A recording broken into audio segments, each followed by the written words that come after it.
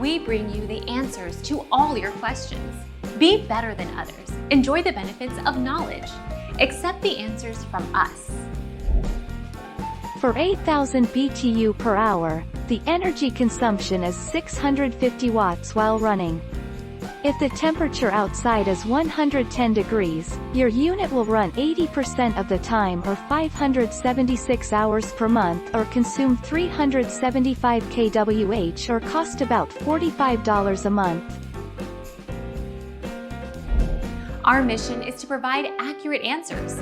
We think without knowledge, it is impossible to live a balanced life. Be competent, be skillful. Thank you for watching. Don't forget to subscribe and hit the bell notification.